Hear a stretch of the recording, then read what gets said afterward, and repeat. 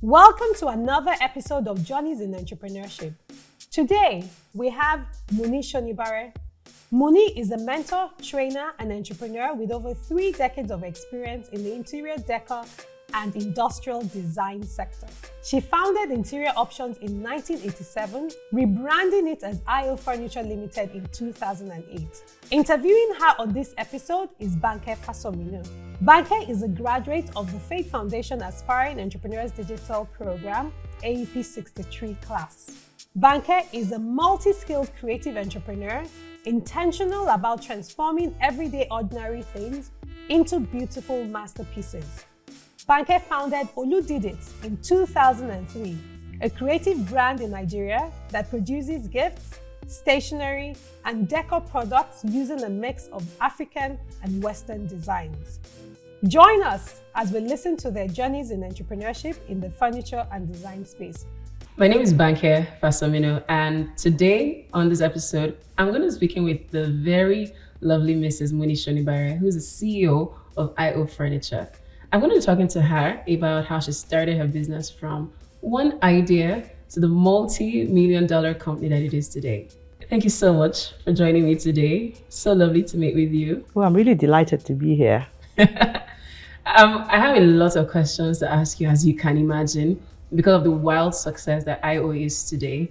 And I know that you're a full-service interior design and manufacturing company. So you start from conceptualization to design to delivery. But I want to hear in your own words, I was going to say what is, but I think who is better. IO Furniture. Oh, hello, Banke. Nice to meet you.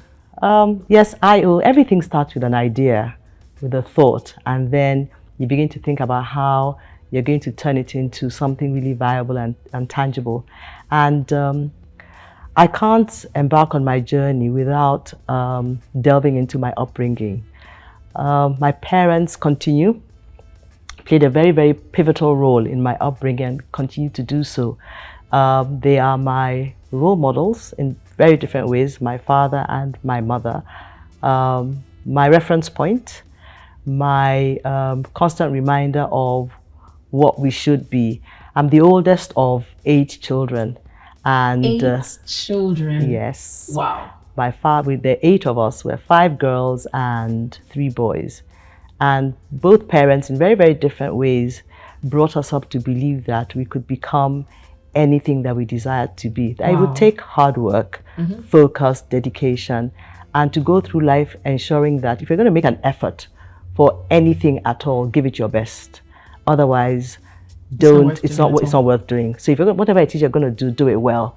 Otherwise, do not bother. That's the background from which the premise for doing everything and anything. It's very interesting that you started to talk about your background, because some of the questions I had later asked are about your background. But now that we're on that topic, I know that your dad was a diplomat and you grew up in foreign countries, you were traveling a lot.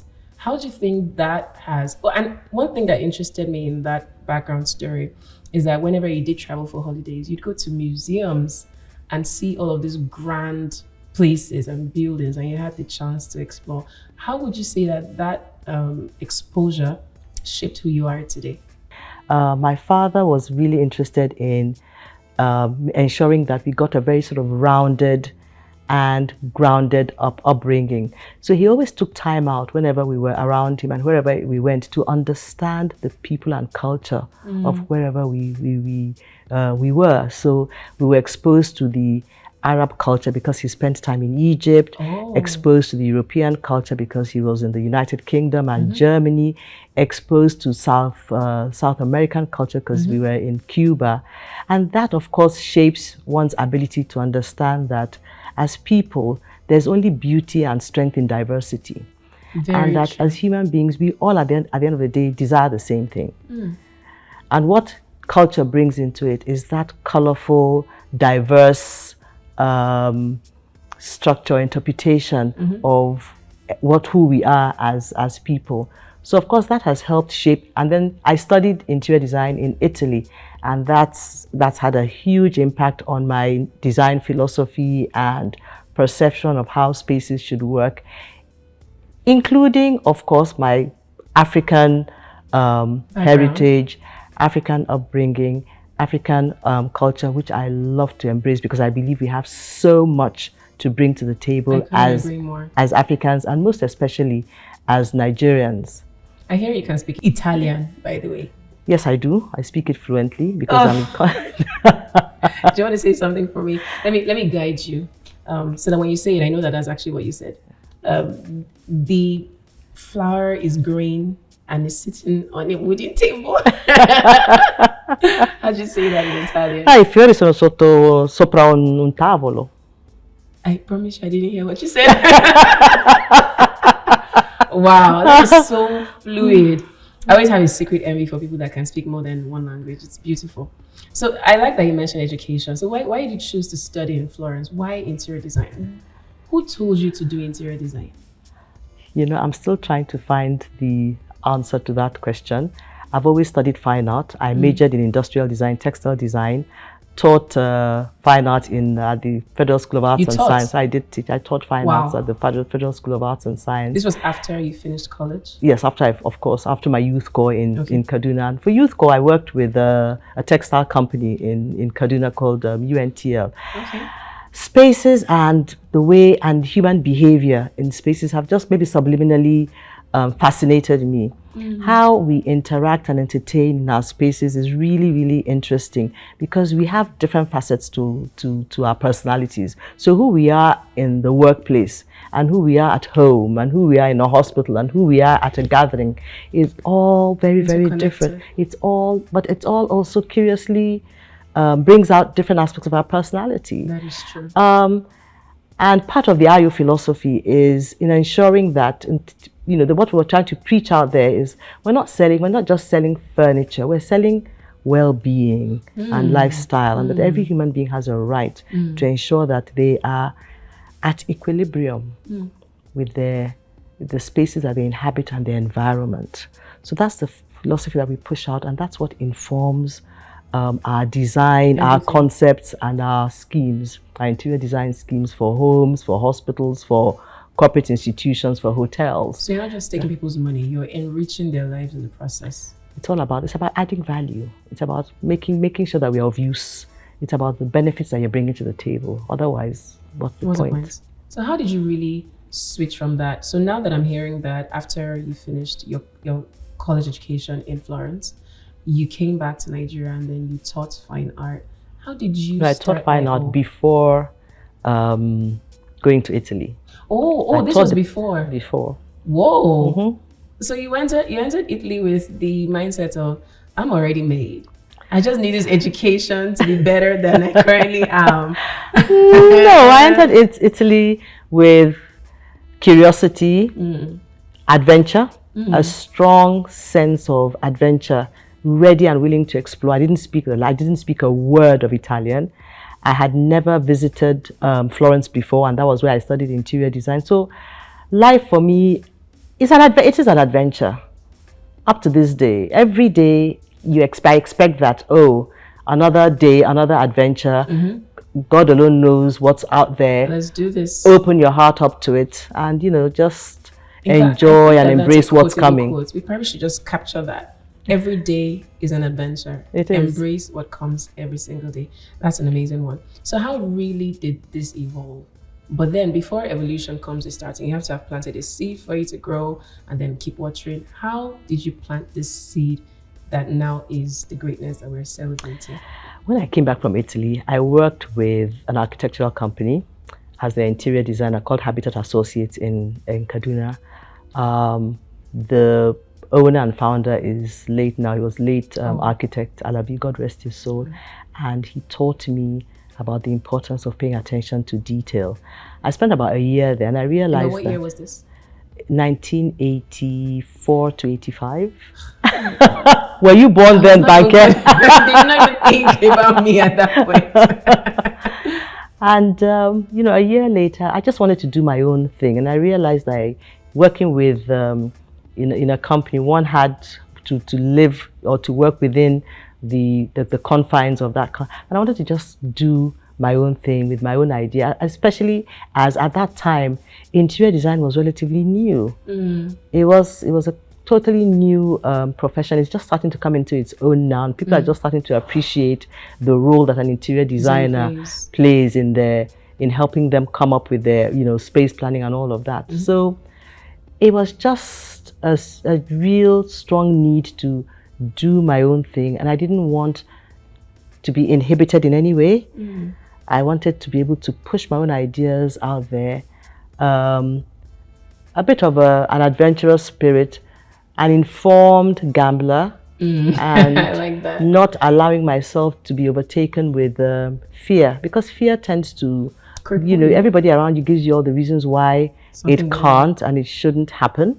And all I have to do is hear the word can't. And my next question is, why ever not? Give me the reasons why it can't happen. And that begins to inform all the reasons why it can happen. So, spent a year, started my own thing, registered my company, and luckily you actually registered. So you thought, I can take this thing to the next level. And the name Interior Options came to mind. Yes, it just did. And you just called a lawyer and registered it. And I just registered it. Okay. I just did that. At the end of the day, what's the worst that can happen? It doesn't work, and then you start all over again. And you did this while you were still at the architectural firm? No, I had left. I had left the architectural firm. Integrity is something that my father imbibed in us. You don't compromise if you're working with a company, give it your 100%. When you want to do something else, then move on to that thing. That is so important. Yeah, it is. And set up my company. And when I first started, my father was my first client. Okay. He was. Did his 1 or 2 homes in Kaduna. People would come in. Who did this? Oh, my daughter did. And so my first few projects were all referrals, actually. From having your dad? Yes. So has he always been that involved in your career? Was it? He plays... This is my daughter. She's going to do whatever she wants to do, and I'm going to let her do it. Absolutely.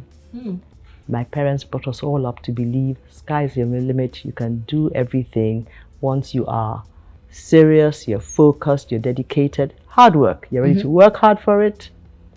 No reason why it shouldn't happen. So how did you hire your first staff? Tell me about that. Curiously, my first staff was a secretary, because I couldn't type. Okay. This was long way before the age of internet and QWERTY platforms. So I had to hire somebody to type all my letters, so everything would look very professional. And then I did my work, all the work by myself. And then it just sort of grew organically. A year into I was based in Kaduna at the time. So a year into setting up my own company, I had actually built a gallery because I was going to set up a concept store. Okay. That was actually my dream. How do you mean concept store?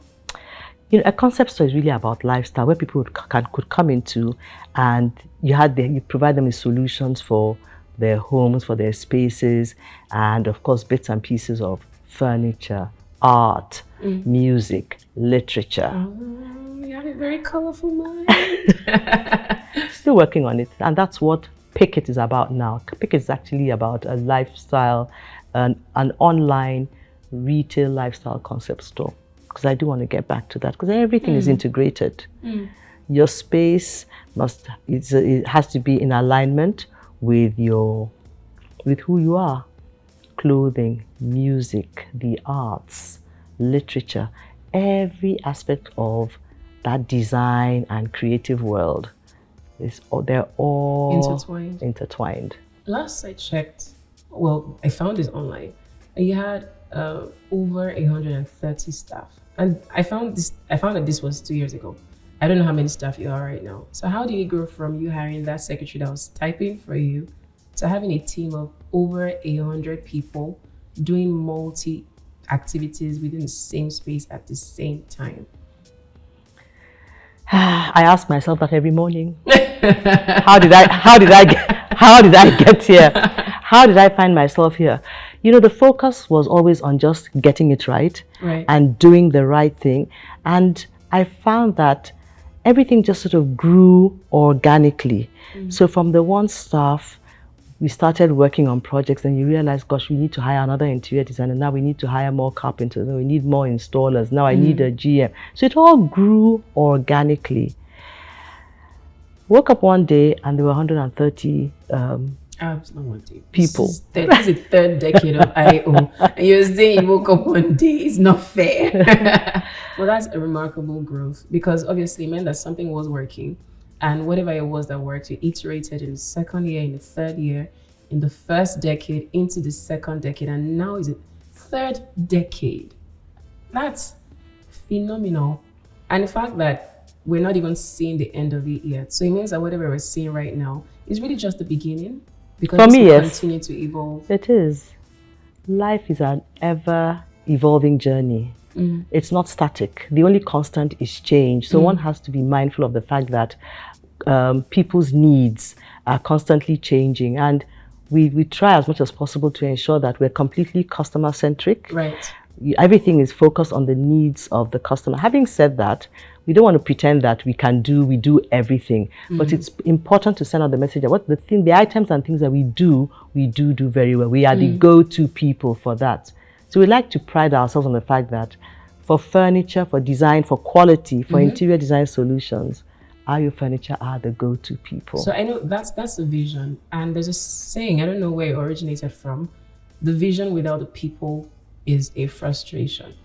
So what do you look out for in bringing people into the team to perpetuate the vision that you currently have for Ayo? Passion, attitude, a willingness to learn. Because once you are willing to learn and you're willing to adapt, you find that you can grow. So I'm not necessarily, because for instance, we've taken interns, we've taken people that don't know the first thing about interior design, but just had that passion and interest and willingness to learn. And a year, 2 years with Ayo Furniture, they actually become top interior designers. So you're not looking for perfect people from the beginning? I'm not perfect. Who is? The world isn't perfect. We're just looking for people who want to thrive, who want to flourish and understand that it requires focus and it requires hard work. And then they realize everything is possible. So that's the other thing we try and preach, that look, anything and everything that you set your mind to is possible. Still on this, with hiring people and retaining people, I know it can be a bit difficult in our climb to find the right people for the right roles that you want them to fill. But then the question I want to ask you is, when you do find the right people and you've poured into them, how do you keep them? What's the strategy for keeping them? Not everyone stays, because people are, invariably on their own journey. Some will stay with you, some will decide they want to go out there and forge their own destiny and do their own thing. What for me is important is that during their stint with you, there's an impact that you've had on their growth, and that they're going to go out there and hopefully pass that on, and then things just keep getting better and better and better. Because as a country, I think we must invest in our human capital. We must sit down and deliberately, and all of us have that role to play. We keep saying, oh, it's government. Who's government? We are government. Sure. We are. It's about us. It's not about, for as long as you keep saying they, you take yourself out of the responsibility. We'll keep getting into trouble. The minute we begin to say we, and everybody plays their part, no matter how small they feel that part is or that role is, you're making an impact. So I don't focus on retention. I focus on ensuring that whatever it is you come in here and you're learning, so that by the time you're going out or you remain, there's a value and benefit and use you're bringing to the table. That is what is important, and that's what's vital. So what challenges have you dealt with? Because this story sounds very rosy. You were working at an architectural firm in Kaduna, you branched, you left that, you started IO. It just seems like it's been a really smooth bed of roses. No, it hasn't. It has been a journey of blood, sweat, tears.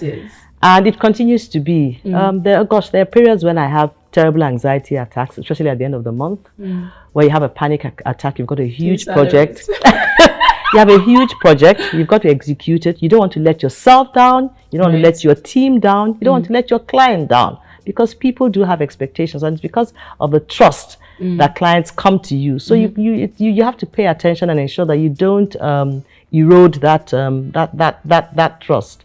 But for as long as one plans and one is strategic, it invariably does work out. Challenges. Can you maybe give one example, or maybe two of some, maybe the biggest challenge so far, or the biggest learning points? Of course, there's several. There's so many. I had to learn when I set up as a manufacturing company. I did not know the first thing about manufacturing. I got into partnership with an Italian who was who knew all about manufacturing. He just said to me, he said, "Look, I will take care of the manufacturing aspect. You focus on the interior design and marketing."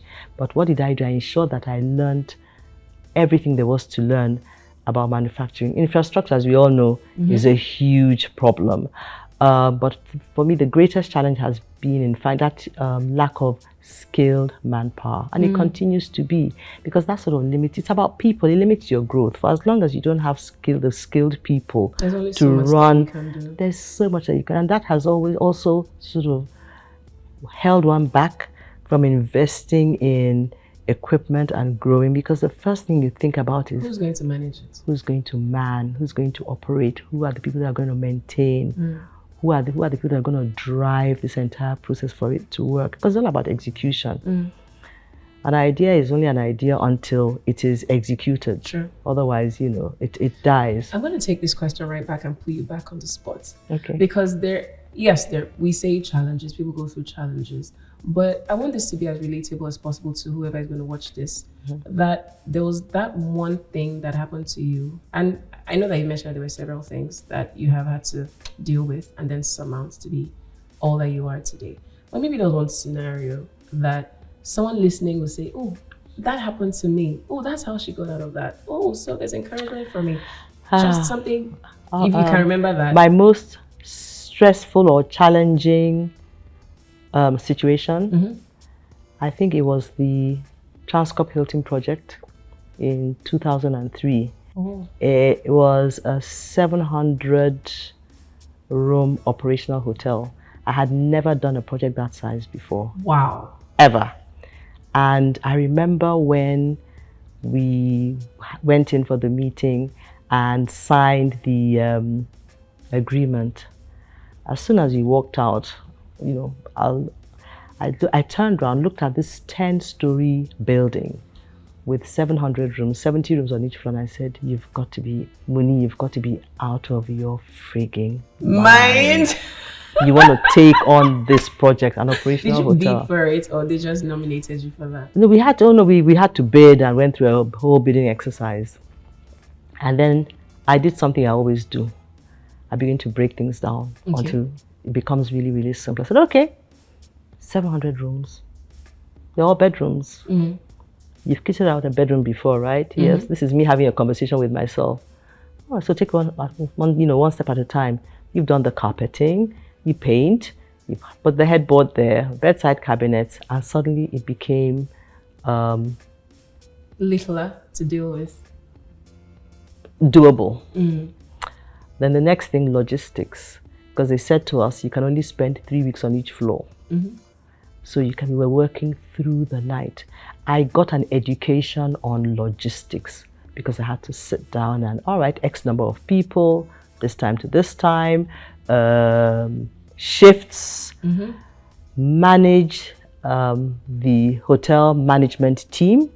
And that was a lesson in public relations and managing relationships with your client, with all of the stakeholders.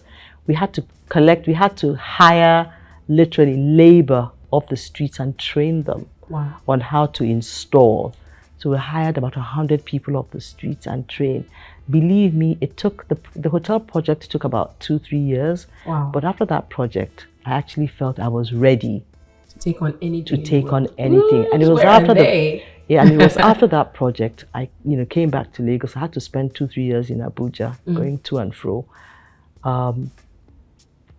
And that was when I said, okay, now you can go for broke. You want to grow your business. At that time as well, they had just put a ban on furniture, so we couldn't bring furniture in. That takes me to the question I want to ask right now, because you were strictly trading at that time? You're not strictly. We're doing a bit of manufacturing as well, but it was like a 40-60. And then you made a major move into manufacturing. That's correct. Tell me about that. In the middle of all that, furniture was banned. And I thought, I'm not going to get into any illegal activities and get, into trouble. So I had a meeting with my suppliers, and that brings me back to, establishing and building trust with your partners, with your suppliers, with people that you're in business with. Build the trust.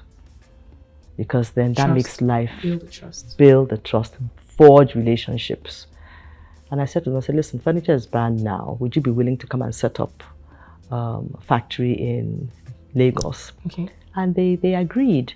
So we came up with a business plan with the numbers. I approached Sterling Bank and Access Bank. Got the loan at 26% at the time. 20 what? 26%. Okay. But all my focus was on just ensuring that it happened. And, came in here. Who shot you that adrenaline, that to take on a loan at 26%? But clearly that worked out. The first year, okay. Second year we started to struggle, and then luckily the CBN intervention funds kicked in. Oh. And it got converted into from 26% to 9%. I like this flow of conversation, because then this guides me now into the next question I was going to ask you about, whether you got some major external financing. But you pretty much already answered that. Absolutely. From BOI, Bank of Industry. To do everything that you needed to do. Because I know that a lot of entrepreneurs right now, they have very, very brilliant ideas, and financing is a big deal. It is. It is. So we've got to learn about, you have to get, if you're going to go into business, and I learned that later as well from making some mistakes, financial literacy is important. It's important to learn and understand how enterprise works, how business works. Because a lot of us as entrepreneurs focus on, collecting the money or getting the funding and focusing on what we're going to do with it, as opposed to focusing on how you're going to pay it back. Because when you focus on how you're going to pay it back, that actually informs and determines what you are going to do with the money, what you have to do with the money to pay back. So these are all the lessons. And of course, ensuring that you identify mentors who've done it before. I don't believe in inventing the wheel. Did you have a lot of mentors? I do. I do. If I've got legal issues, who to talk to, financial issues, operations, you've got to identify people, male and female, that you can learn from, that you can go to, that will give you sound advice on how to best proceed when you get stuck. It's vital. What does success mean to you? People ask that question, and I can't honestly say I have an answer. I have to leave that to other people. My focus is on just being the best version of myself, doing the best that I can be, not being less than I am. And wherever that takes one, let that be the focus. Yeah, so as long as people around me are happy and are thriving, I think that's my definition of success, watching everybody around you thrive. Because there's no point deciding that you've got lots of money in the bank or what have you, and the people around you are miserable. You'll be miserable. Clearly, you have a privileged background. What would someone else who didn't have the level of exposure that you did do with all the brilliant ideas? And that would lead me to the last question that I want to ask you. What would young Muni do differently? What would I do differently? But you know, I asked the first question about someone that maybe didn't have that level of exposure and that background that you did. What would they do with their life and all their brilliant ideas? Identify people that don't be afraid to ask for help. Go out, be bold. It's about being bold. Be bold. I'll say that over and over and over again. What would I do differently? I'll be even bolder. Identify people that you admire. You don't have to walk up. You can write to them. I need help with this. I need advice on that. So ask the questions. Ask for help. Because it's in asking for help that you get guided on how to best proceed. Believe in yourself. Learn what there is to learn. There's no excuse these days. You Google everything now. The answers are all there. seminars, webinars, training programs. It's all available now. So we don't, we don't have an excuse not to achieve and accomplish whatever it is you desire to. I should round off now, but I really want to ask you about Ethniki. So I know Ethniki is a part of the IO family, but what really is Ethniki? Ethniki is actually a spin-off of IO, and with Ethniki, it's primarily a collaboration with the local arts and crafts, because I believe it's our responsibility to ensure that we collaborate and partner with and promote our own local arts and crafts. It's part of our culture, part of who we are. So from our fabrics to our tie-dye and ashoke, and using them in very contemporary ways, to our paintings, our sculpture, our vases, and making sure we infuse all of that into our because the IO furniture it's very, very contemporary. But when you begin to add the African influence with the local arts and crafts and collaborating with them, it just brings a sort of totally different freshness and vibrancy. So now there's a retail brand within IO. Yes. And people are able to purchase some of those pieces. It's really, really popular. Wow. And we're hoping that we can grow that organically as well. That is beautiful. Promoting African arts and crafts. And I can see with the neck piece on your neck that you're really very promoting of African arts and crafts. We have to, as Africans and as women, we have to tell our own stories in our own way about our own people. Banke, I need to ask you a question. Oh, I'm on the spot. And I'm sure, yes, I'm sure lots and lots of people have asked you this. How did you come by? I'm fascinated by the name Oludidit. Where did Oludidit come from? Okay, so I run a gift and stationery brand in Nigeria. It's called Oludidit. A lot of people call me Olu. I answer when I don't have much time to explain. But Olu is short for God. It was an inspired name. I was a very curious child growing up, and I think I have some things in common with you in that way. I'm also colorful in my thinking, and as a child, I watched a lot of shows and all, so I was really creative. And then I started to do some picture frames, which was our first product then. Right. But I needed a name for the business. And for 3 months, I didn't have a name. People were wondering, okay, so this thing that you're doing, what are you going to call it? I don't know. And then one day the name Oludidit came to me. The meaning of the name came after I got the name. So I thought, Olu did it. Oh, Oluwa did it. So Oluwa in Yoruba is God. So Olu is short for God. So it's Oluwa did it, Olu did it, God did it. Fascinating. That's the what motivates you? What drives you? So very much like you. That was why when you mentioned some things, I was nodding, because I really, really resonated with that. The entire life journey is not just from point A to point B. It's like you want to drive from here to, I don't know where, Abuja, for instance. If you're choosing to drive, why not drive in a comfortable car with air conditioning? So it's really not about getting from point A to point B. It's all about the journey as well. It was just about getting from point A to point B. You may as well just enter a keke and head towards Abuja. So all of these things, I believe that life can be a lot more colorful, and everything that you interact with in your space has to be beautiful, help you to live that richer, fuller life. So that's why we do all the things that we do. It's a creative brand, and right now we have over 18 different products that cover gifts and stationery products. So we have perpetual calendars, we have mugs, we have all sorts of different things, notepads, stationery, all with the vision to enrich lives by making everyday, ordinary products that people love. That's fantastic. Sounds fascinating. That's it. That's why we do the things that we do.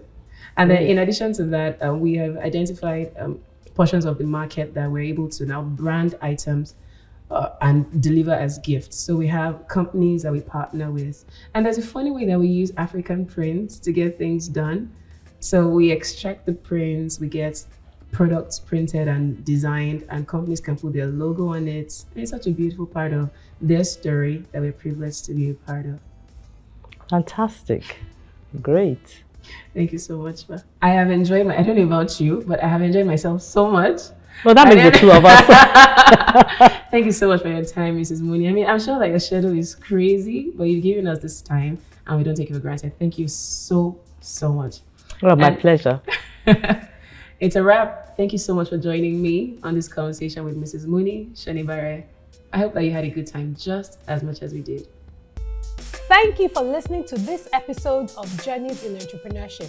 This interview was recorded on the 25th of July 2021 at the IO Furniture Limited office in Lagos. We look forward to hearing about your haha moments in the comment section below and invite you to join us next week Friday for a new episode.